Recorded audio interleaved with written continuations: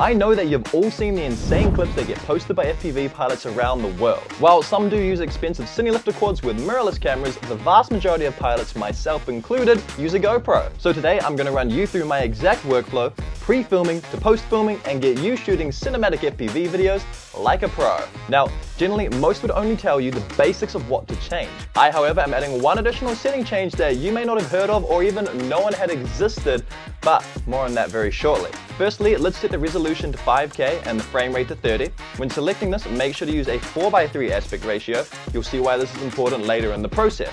Next up is the lens. Set this to wide as it uses the whole sensor and doesn't crop in digitally. We're also going to turn Hypersmooth off entirely. Now, let's head down to the ProTune settings. Set your bitrate to high. This will capture the most detail, and your shutter to 1/120th. Generally speaking, you should use 1/60 for the shutter as it obeys the 180-degree rule for the 30 FPS that we're shooting in. I find, however, that shooting this low tends to give the final video some blurry patches when fast maneuvers are made, so I just prefer to shoot double at 1/120.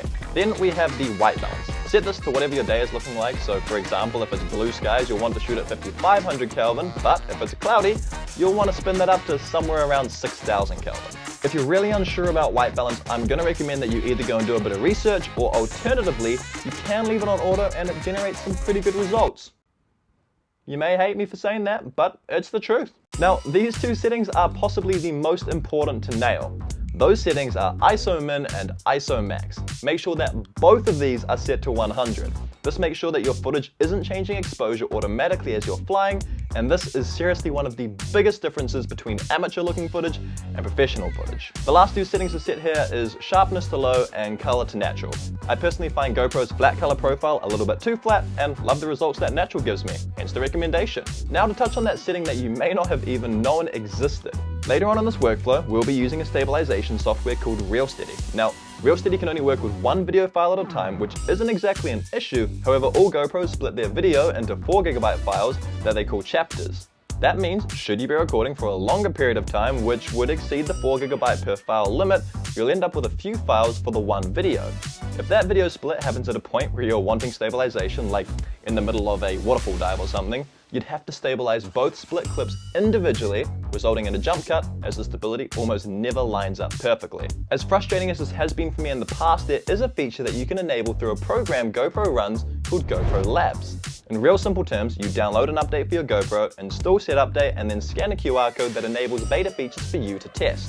One of these features is a 12GB file limit upgrade, which is honestly a game changer as it allows us to stabilize video clips that are 3 times longer without having to worry about video splits. I'm going to recommend that you do your research before installing any of these beta features. However, so far I haven't had any issues with the 12GB file limit upgrade, so there's that. Okay, sweet, so that's your GoPro settings ready to roll.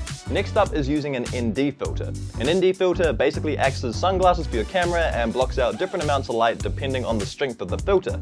Now, if you don't have any ND filters, you're going to need to set your shutter speed to the correct exposure before you fly. Increasing this, however, does result in reducing and generally removing any motion blur that would have been in your footage, so it's not ideal at all, and you should definitely aim to get a set of NDs. However, it can be used as a workaround. If you do have NDs, however, great, I'm pretty sure you know how to use them, so pick out the right ND to correct your exposure and hit record. Once you've finished up filming for the day, it's time to take that GoPro footage and offload it onto your computer.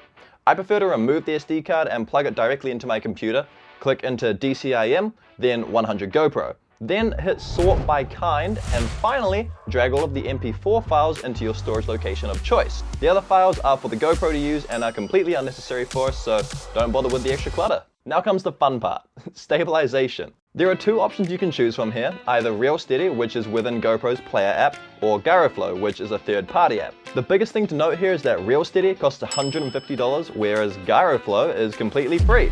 I'm not going to run through GyroFlow today as I honestly haven't had any experience with it. However, I do believe that both of these stabilization methods are very comparable and are both good options. Alright, so opening up the GoPro player, we are greeted with an open media option.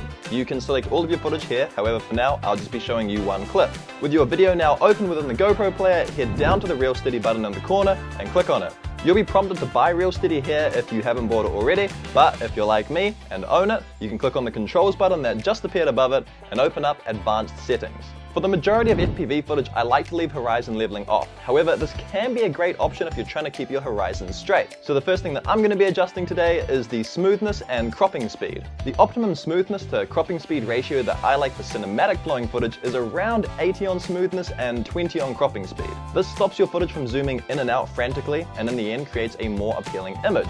This is something to play around with and does change depending on the style of filming. However, see what you like and go from there. The last two controls to change here is lens correction and aspect ratio. I always make sure lens correction is at 100 because, well, just look at how much better the footage looks straight away. And I also like to keep my aspect ratio at 16:9 because I make YouTube videos. Alright, after applying those settings, hit Command E on your keyboard to bring up the export settings. To help me save space, I prefer to use H.264 instead of ProRes and HVIC, and I also set my bitrate to max. A quick check over the stabilization settings to make sure they're correct, then next, and save. From there, you can do what you like with the footage. Add sound effects, give it a sick color grade, or just post it up as a clip here on YouTube. I'd love to see some of your videos down in the comments section below. Otherwise, subscribe!